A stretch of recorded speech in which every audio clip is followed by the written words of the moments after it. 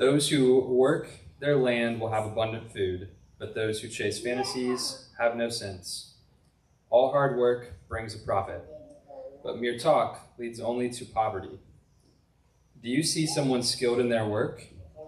They will serve before kings. They will not serve before officials of low rank. Whatever you do, work at it with all of your heart, as working for the Lord, not for human masters.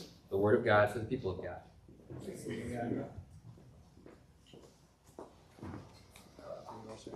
Thank you, Joseph. Yeah, you bet. Oh, man. What's up, guys? How are we doing today? We're doing good. You're doing super? We're great. I'm really glad to hear that. Man, it is good to be with you all. If you don't know me, my name's Brad. I'm an elder here at Delco. And we're talking about work lately. We are talking about what Jesus and God is calling us to do with our hands in the time that we have here on earth. What are we supposed to do? Are we supposed to work hard? Are we supposed to not work hard? What are we doing? So I remember as we've been doing this series, it's reminded me of a summer that I had in college, the summer between my sophomore and junior year of college. And I know there's that TV show, The Summer I Turned Pretty, right? For me, this was the summer that I worked a lot, and I was sweaty and dirty and gross. I worked so much. I was working like 70 or 80 hours a week. On Mondays and Tuesdays, I would work from about 5 a.m. to like 6 or 7 p.m. as a bricklaying assistant, which is a fancy way of saying the lowest man on the totem pole. I would like mix all the mud, the concrete, and I would take cinder blocks and bricks, and I would carry them up and give them to the real bricklayers. And I do that for like 20 to 25 hours just on Monday and Tuesday. And then Wednesday through Saturday, I would work from 7 a.m. to 1 p.m. at Boston Market. And I would go in the morning and I would grab like these giant like 40-pound boxes of rotisserie chicken. And I would take the chicken and I'd slop it all onto this big area. And then I would spit chicken for like an hour and a half. Right, where you like take the chicken, you put the little rubber band thing on, and you flip it around the whole thing, and then you put it on a spit, and you do that 4 times, then you put the spit back here. And I would do that for an hour. And like the chicken is like freezing cold to my hands. Like I would wear like 3 pairs of like rubber gloves.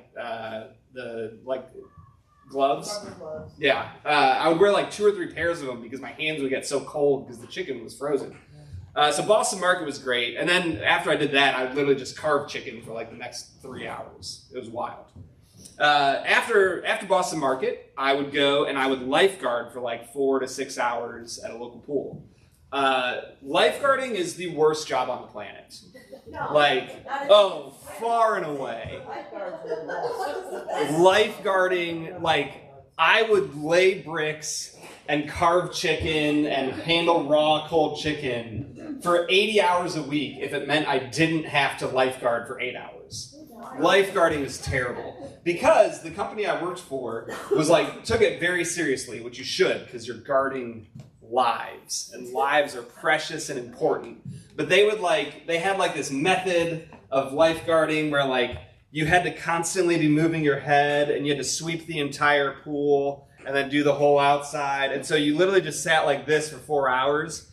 And they would send a supervisor to sit in the parking lot and watch the lifeguard to make sure that their head was visibly moving for 6 hours. I would just do this, and once an hour I would get like a 10-minute break from doing this. And it was the absolute worst thing in the world because I like to talk to people and you're not allowed to talk to anybody. And guys, I'm telling you, lifeguarding is the worst job in the world. It stinks. It is not fun. And then that's only 3 jobs. I needed a 4th. So on Sundays, I was working all 4 years as a children's pastor, as like an intern at a local church that was local to my college, but it was like an hour away from my parents' house. So on Sundays, after working like 70 hours Monday through Saturday, on Sunday I'd drive an hour to my church. I'd work for 3 or 4 hours at the church, and then I'd drive an hour home. Right? So it was this like summer of work. And I remember one specific day, I was laying bricks. It was on a Monday, and so it was like just the start of the week, and I still had the whole week ahead of me, and I was coming to the end of the day, and it was like it was an incredibly hot day. I was up in Orrville, Ohio, up in the Holmes County area, right? Stephen, where's Stephen back there? I was up in the Holmes County area. I was working. I was helping them lay bricks. They were building a garage that was this like 2-story garage. And I remember it was like 102 degrees out, which for Ohio is like, it was a pretty hot day.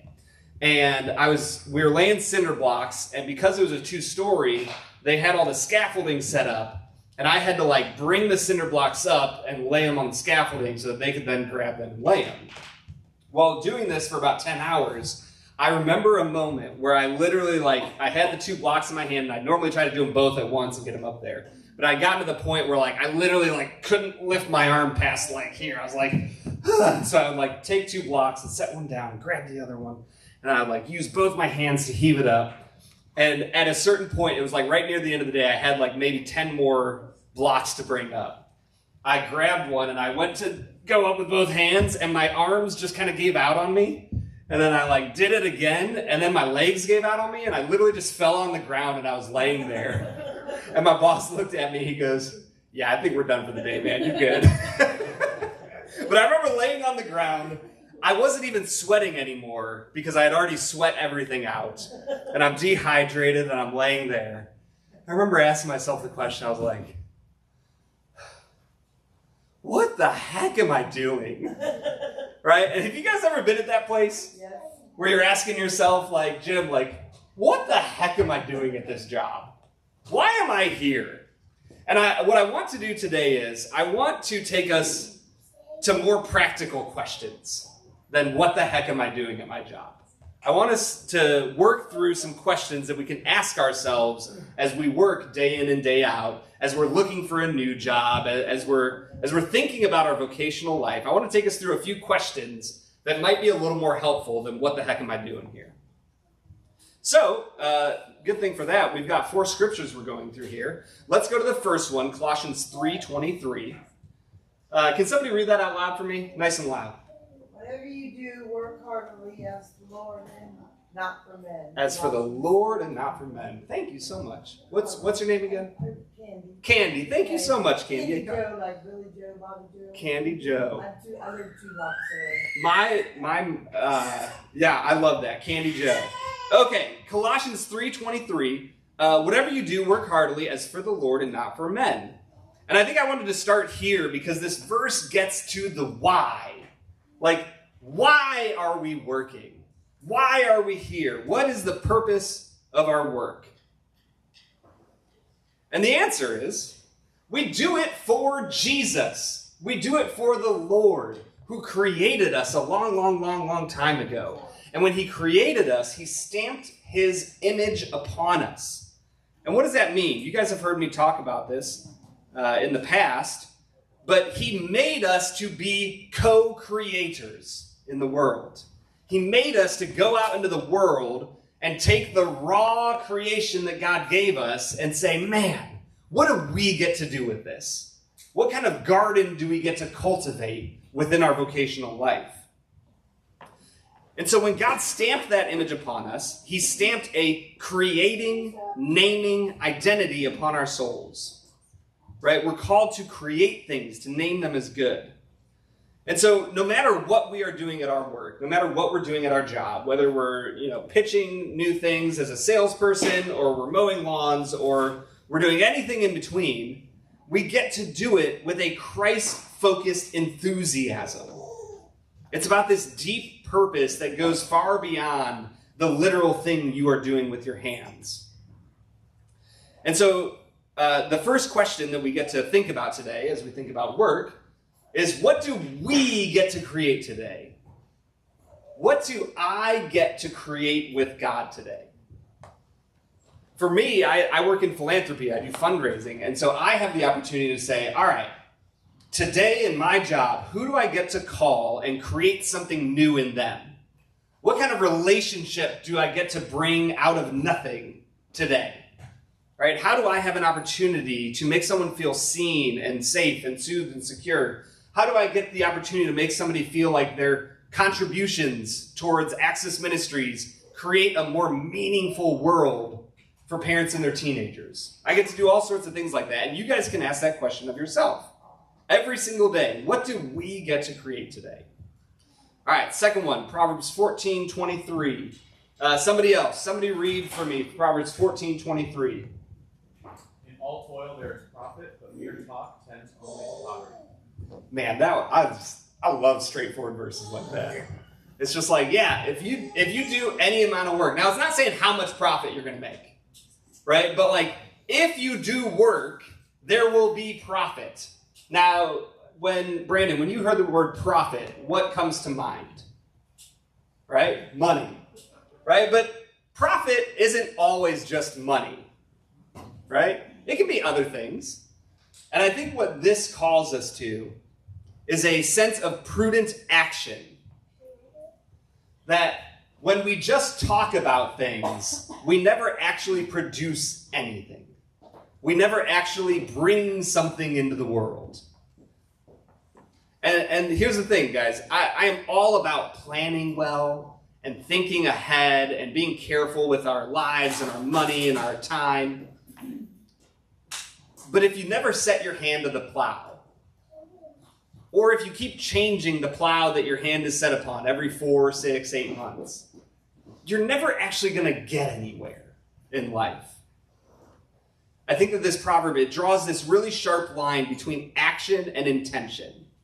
Right? Prudent action means that we're moving beyond ideas, beyond planning and conversations, into actual work.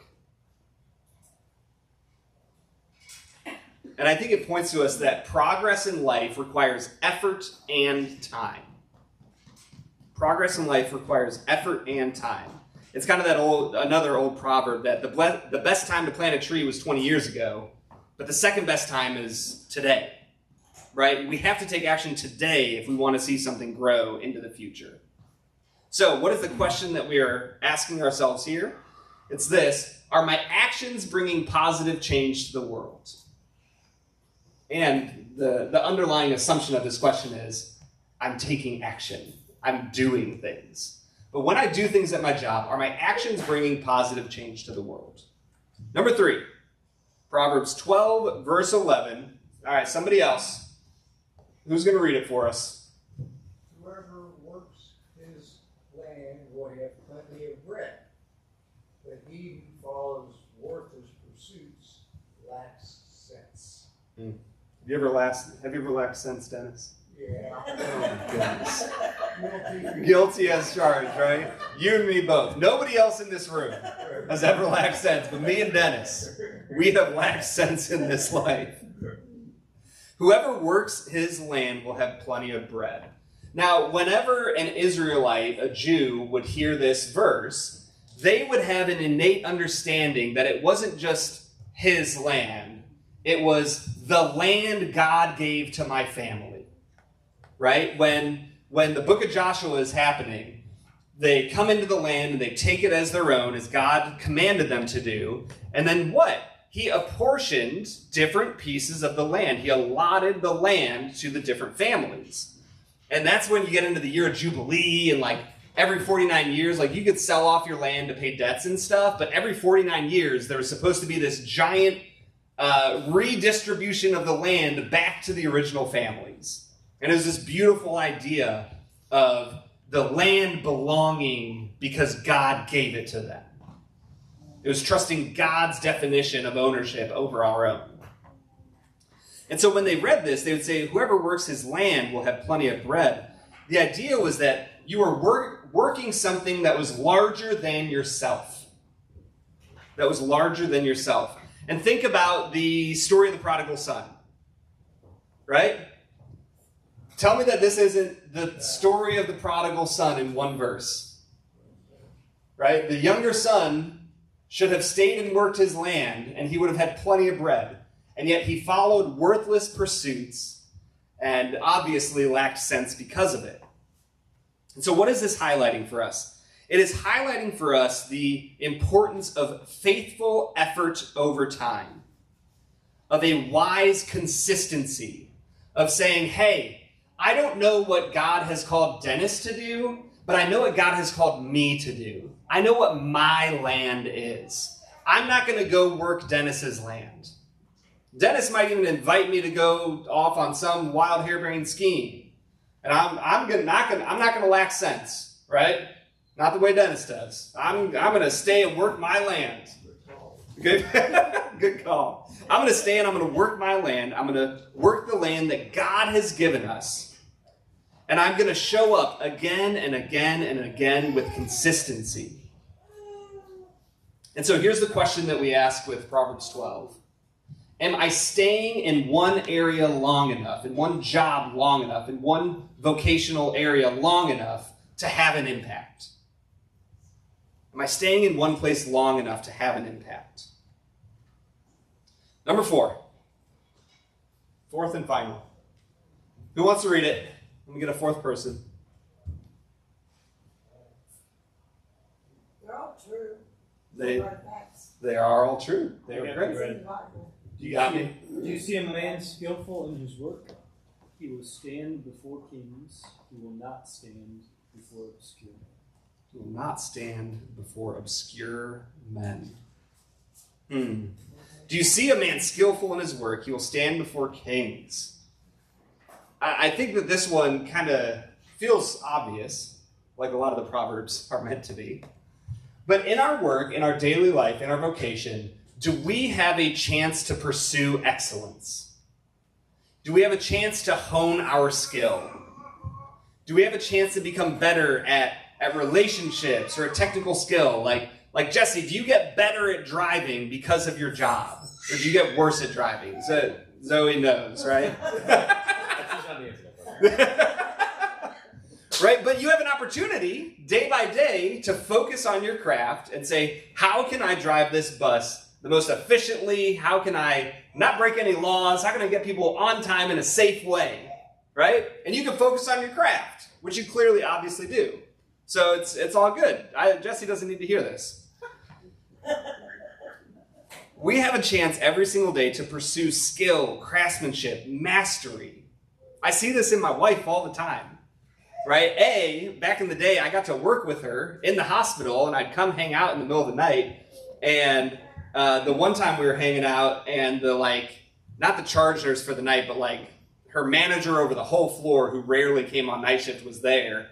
And I was standing there talking to Haley, and I literally just kind of had my arm on the desk, and we were just chit-chatting quietly about nothing. We weren't making googly eyes at each other.